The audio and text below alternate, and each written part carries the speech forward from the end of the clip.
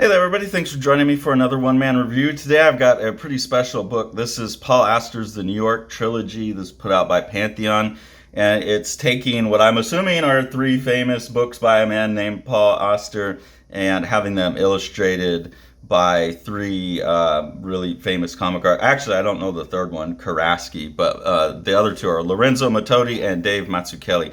Dave Mazzucchielli kicks the book off. And if you know anything about Dave Mazzucchelli's career, you've probably read this already. This is City of Glass by Paul Auster. I didn't know that this book had two other books that went with it, so it's really cool to have this all in one collection. I don't know if the Mattotti one's been hanging around and the third one, the Karasik one, has been added and they've all been collected, or if the other two have been commissioned specifically for this volume. I'm not sure. I wish there had been like an essay in here that gave a little more context about the books, because the books are also very strange as a project. I don't know if people are familiar with it, but they're all pretty similar, like these detective stories, someone looking for someone else and like getting too far into the search and then losing their own life, basically falling apart over the obsession. And there's some links between at least the visuals in these. I don't know if there's links between the three books or not. I'll talk about some of that as I go. So it's a pretty confusing but compelling project. And I think the like nesting egg, and it almost feels like a Russian nesting doll that loops back onto the biggest one in some way. I feel like people could get obsessed with this book in the same way that the characters are getting obsessed with their own stories within it. So a little bit of context would have helped, but I feel like it's purposeful that they didn't give any context because they want you to be obsessed with this in the way that Paul Auster, if Paul Auster is a real person, is obsessed with it. So the reason I say Paul Auster is a real person is there's a lot of layers of people pretending to be other people, or people writing stories with themselves in it under a different name, that kind of stuff. Like here we have a guy named Daniel Quinn who's a writer. He writes Mac's work and he writes this character named Mac's work, but then he starts pretending to be him, but then someone's also confusing him for Paul Auster, and I don't know, William Wilson remain an abstract figure. There's a lot of like layers of people pretending to be people. Anyways, this is Mazzucchelli's one, The City of Glass. This is, to me, a classic page here. I use this page when I teach comics, actually.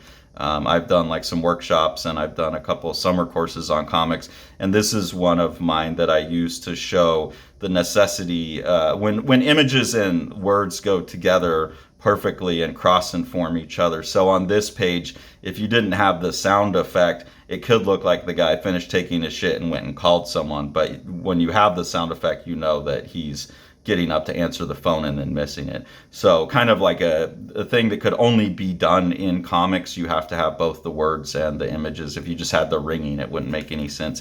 So I use that one a lot. Yeah, to me, it's a really classic Dave Mazzucchelli, like comics at its purest type of thing. The job in this one is he's being asked to find this character, Peter Stillman, and not find him, but watch him carefully and find out what he's up to. So these are all like hard-boiled detective stories, and you can see here, this is a writer, the Quinn guy, and he's like, well, I'm not really a detective, but he's going to pretend to be the detective since he writes these detective books. But also, while he's pretending to be his own detective, this woman's mistaking him for Paul Auster, who's the author of the book. So there's kind of this insertion of the author into the story, trying to make it real, like crossing the boundary between reality and fiction. And in these stories, it never resolves in a way that I'm totally sure about what it is.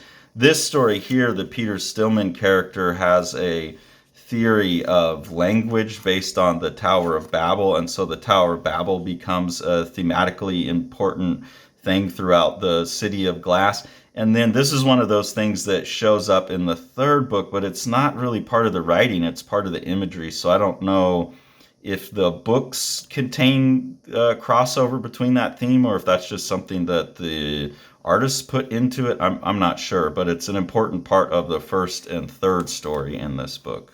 Here's the Peter Stillman character, and he's talking to the Quinn character, the detective, the fake Paul Auster, here about his theory of language. And then here you get the writer actually entering the book, where the Quinn character, who's a character written by Paul Auster, who's writing a book about the Max character, actually meets Paul Auster, and Paul Auster really quickly lets him in. And then you see here Paul Auster's writing like Quinn told him the whole story. So kind of like a stranger than fiction thing where the character gets to meet the writer, but there's not like a clear resolution to that whole kind of storyline. So that provides the structure that's similar for the other two, where there's a person like on a stakeout asked to watch somebody, and they delve in. Eventually in this one, the Quinn character, like the characters in the other books, delves in too far and becomes homeless and loses his whole life. And that seems to be the theme through all three stories, is like this detective having an obsession and then that ruining his own life. So that theme repeats. Then we go to the second story, and the reason I bought this collected volume, I already had the City of Glass one, but this has Lorenzo Mattotti in it. So I'm a huge fan of Lorenzo Mattotti, as much or maybe even more than Dave Mazzucchielli, so I had to get this. And this is Ghosts by Paul Auster, so the second of the three. This one is seemingly divorced from the other two in that it doesn't have any of the same characters, or at least not referred to by name. Everyone in this one's referred to by a color, so white, black, brown. And basically this character Black comes in and hires this character Blue to actually this is White, and White is hiring Blue to stalk and watch Black and report what Black is up to. You can see this one is less like a comic and more like an illustrated book. Normally, I'm not too into that format, but I'm getting some awesome Lorenzo Mattotti illustrations, so I don't really mind.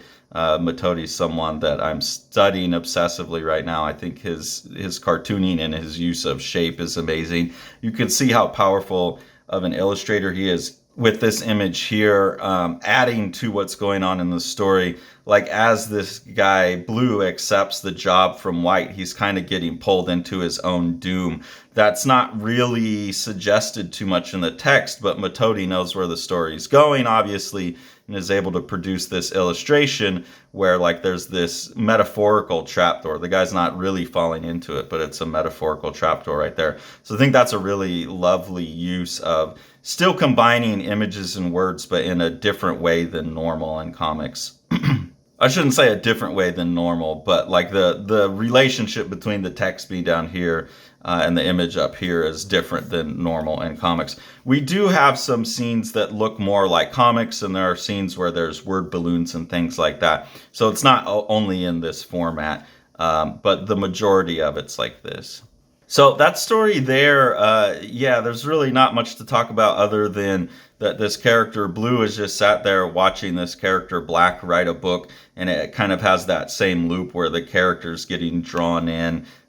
There may be some relations if I went back and now that I've reread them all, reread the other ones where Blue and Black and White relate to other characters in the book, but I don't think so. The story's a little bit different. You see here there are some pages with word balloons too, but a real masterclass in illustration by Mattotti and a really fascinating story by Paul Auster. So really, really glad I got that. It's real fun to see Mattotti work in an in-between of like his black and white pen and ink style, which is very line-based and scratchy, and his pastel style, which is much more like this. So to see him working in black and white, but with like a grease crayon or a big thick, like, you know, ebony pencil or some whatever he's using for this, I think is a nice in-between between his pen and ink style and his painting color style that helps link the two together. It's always fun to see how different medium force the artist into different approach as well. And I feel like Mattotti is someone who, even though he's a very consistent in his, well, not even consistent in his compositions can change. These feel more like his color pencil compositions. and his pen and ink compositions can feel quite different than this. So interesting to see how material switches how an artist works. And then the last one is written and illustrated by the same person who adapted this one for Mattotti. This is Paul Karasik doing The Locked Room. And this one I'm a little bit surprised, like, because the art just isn't at, even though the comic is great, the art isn't at that same like master level as, in my opinion, as Mattotti and Mazzucchielli. So it feels a little bit weird, especially since it's the last one. You've got these two really intensely beautiful images, and then set of images throughout the first two stories, and then here you have someone who's good, but they're like a pretty standard cartoonist in my opinion.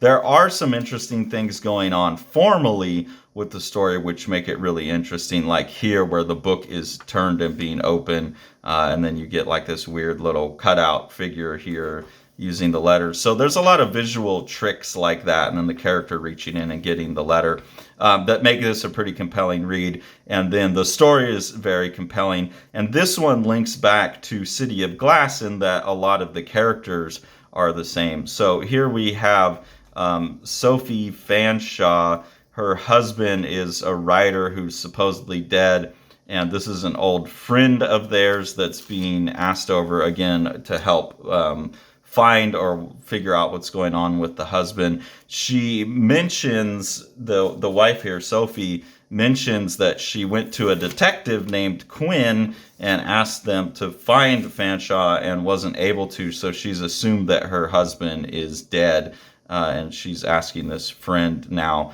to help take his writing and help her husband's writing blow up. He has some connection to the literary world, and then he gets involved in this, like, where is he, what happened to him kind of quest on his own. I noticed here there's a Tower of Babel in the background, so this is one of those things where I feel like this third one, the artist has read the previous two adaptations and is doing some visual resonances with them that maybe aren't in the original book, but maybe the original book describes her having a Tower of Babel on the wall. I'm not sure. So there's some confusion for me, and that may be intentional between the three, since Paul Auster's obviously trying to create some confusion. That may be something the artists are doing on purpose to make the three even more related, but it seems like the stories are related with the Quinn. Really enjoy this bit of production here, a real smart decision. And this is where I'm saying, even though the drawing to me doesn't stand out in the way that Mattotti and Mazzucchelli's does, some of the cool stuff going on with the comics does.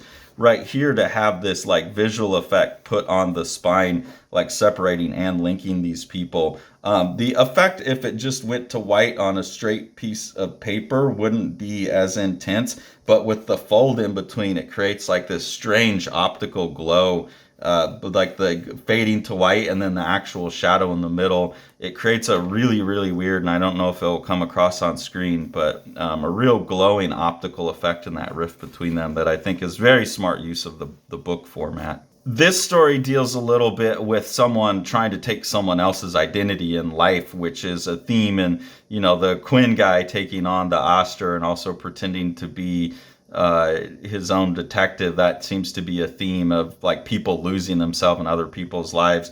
So now this friend that's helping the ex-wife, the widow, blow up her husband's literature career and make a lot of money off that. They start sleeping together, so he's sleeping with his friend's old wife.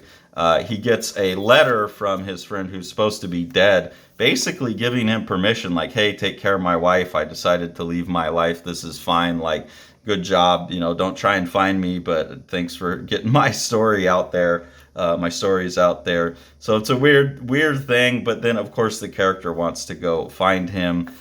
Peter Stillman from the first story shows up in this as well. So here, this character's pretending to be Fanshawe, and he's talking to Peter Stillman to further mix up the City of Glass and this story. And then there's a character named Henry Dark, which is referenced to in here, which is also referenced in the first book. So this is one that probably has like a kaleidoscope type structure where once you've read it all the way through, if you read it 2 or 3 more times, you'd start to find even more links. I'm sure there's probably even more visual links between the first and the third story. I didn't see much in the Mattotti section that seemed to relate to the other stories visually or in writing, but I could be wrong. There could just be stuff I was missing because I didn't have the other, I hadn't read the whole thing yet. But with the black and white and blue and all the colors, it just doesn't seem to be as related to the other two. So a fascinating project. I get why the Paul Auster books are as popular enough, and why that would be an interesting challenge for cartoonists, comic artists of this level caliber to take on such a challenging, seems like probably untranslatable type of book. You can't do it in another medium. How do we do that? And it comes off very, very well. It's really, really nice. I don't know how I'm gonna put them on my shelves now though, because do I put it with my Mazzucchielli books or do I put it with my Mattotti books? We'll find out. But it's really cool to have this all under one cover and have a nice new pristine printing of Paul Auster's City of Glass by Mazzucchielli. I had this in like a beat up old edition. So really, really enjoy this book. Masterful by everyone involved and quite a beautiful thing. The Eisner nominated The Strange Death of Alex Raymond by Dave Sim and myself. This is a gorgeously illustrated and designed book. Dave doing most of the illustration. Amazing compositions throughout. What Dave is doing is he's recording his obsession with the death of master cartoonist Alex Raymond behind the wheel of Stan Drake's car when they got into a car crash. The best description of the book that I've heard is that it's like understanding comics with pages like this mixed with something like From Hell when you get into the theories about what actually happened with the car crash. And then with Sean on production, it's just one of the most gorgeously printed books you could get a hold of.